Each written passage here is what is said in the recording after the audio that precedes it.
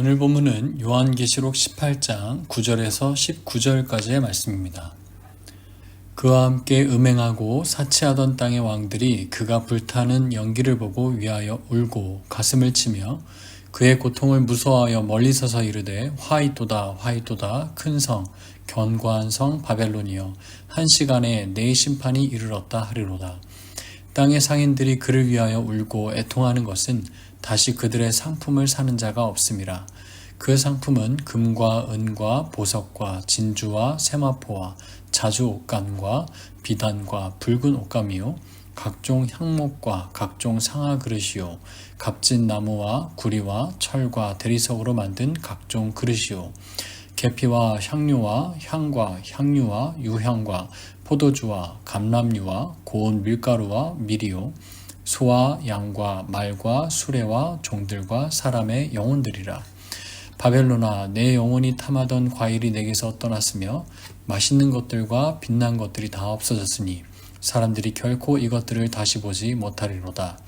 바벨론으로 말미암아 치부한 이 상품의 상인들이 그의 고통을 무서워하여 멀리 서서 울고 애통하여 이르되 화이토다 화이토다 큰 성이여 세마포 옷과 자주 옷과 붉은 옷을 입고 금과 보석과 진주로 꾸민 것인데 그러한 부가 한 시간에 망하였도다. 모든 선장과 각처를 다니는 성객들과 선원들과 바다에서 일하는 자들이 멀리 서서 그가 불타는 연기를 보고 외쳐 이르되 이 큰 성과 같은 성이 어디 있느냐 하며 티끌을 자기 머리에 뿌리고 울며 애통하여 외쳐 이르되 화이토다 화이토다 이 큰 성이여 바다에서 배부리는 모든 자들이 너의 보배로운 상품으로 치부하였더니 한 시간에 망하였도다. 아멘. 오늘은 바벨론의 무너짐 앞에 애통하는 자들이란 제목으로 오늘 말씀을 전하겠습니다. 요한계시록 18장 9절에서 19절까지의 본문은 이 바벨론의 멸망 앞에 이 땅의 권세자들과 상인들과 바다에서 일하는 자들이 보여주는 놀라운 반응들을 담고 있습니다. 이들의 반응은 단순한 감정의 표현이 아니라 그들이 의지하던 것들이 한 번에 무너지면 인간이 어떠한 허망함과 절망감에 빠지는지를 보여주는 이 거울이 되기도 합니다. 바벨론은 단지 한 나라나 어떤 도시를 말하지 않습니다. 계시록에서 말하는 이 바벨론은 하나님을 인정하지 않고 또 하나님을 거부하여 세상의 욕망과 탐욕을 중심으로 돌아가는 이 세상의 모든 집합체, 모든 가치관, 모든 것들을 상징합니다. 거기에는 화려함과 부유함이 있었고 온갖 인류의 문명과 문화의 절정처럼 보이는 찬란함이 있었습니다.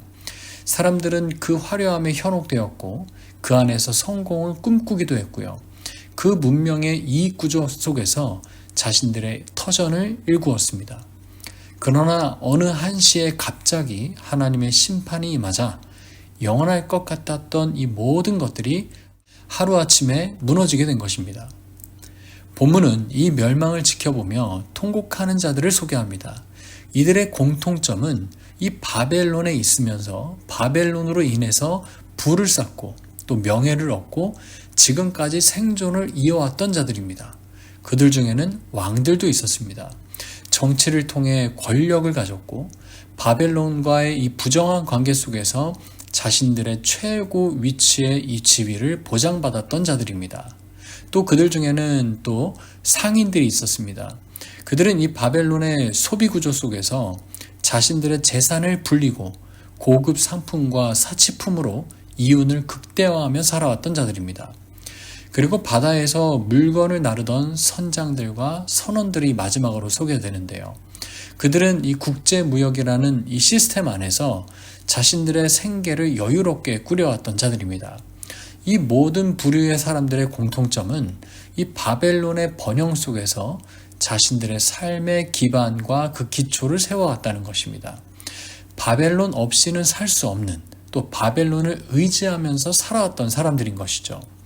그런데 그 바벨론이 한순간에 무너졌을 때 그 헛된 것을 의지했던 자들도 함께 무너지게 된다는 걸 우리들에게 말씀하고 있습니다. 왜냐하면 그들이 자신들이 의지했던 최고의 모든 것들이 한순간에 사라져버렸기 때문입니다. 우리 주님께서는 이 마태복음 말씀을 통해 세상의 헛된 것을 의지하는 자들의 멸망에 대해서 이렇게 경고하신 적이 있습니다. 마태복음 7장 26절부터 27절까지 말씀을 읽어드리겠습니다. 나의 이 말을 듣고 행하지 아니하는 자는 그 집을 모래 위에 지은 어리석은 사람 같으리니 비가 내리고 창수가 나고 바람이 불어 그 집에 부딪힘에 무너져 그 무너짐이 심하니라. 그 무너짐이 심하다고 경고하셨습니다. 그런데 이 오늘 본문을 보면 똑같죠. 이 허망하게 무너지는 이 바벨론, 그 바벨론이 무너지자 그들은 애통하고 울며 소리 지르고 있습니다. 하지만 애석하게도 그 애통함은 하나님을 향한 회개의 눈물이 아니라는 것이죠.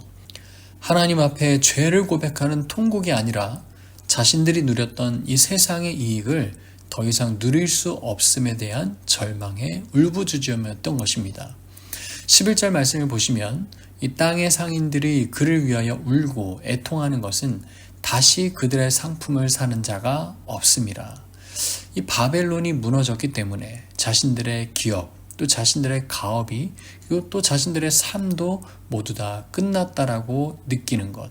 이것이 바로 세상을 의지하는 자들의 허망함인 것입니다. 오늘 본문을 계속 보면 사람들의 반응은 점점 더 절망적이 됩니다. 17절에는 이런 말씀이 나옵니다. 그러한 부가 한 시간에 망하였도다. 이 한 시간에 망하였다라는 말이 계속해서 반복해서 말씀하고 있습니다.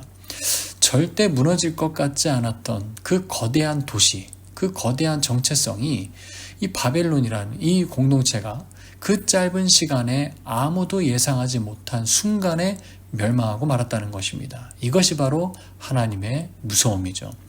천천히 무너지는 것이 아니라 철저하게, 완전하게, 그리고 아주 빠르게 순식간에 무너져 버린다는 것입니다.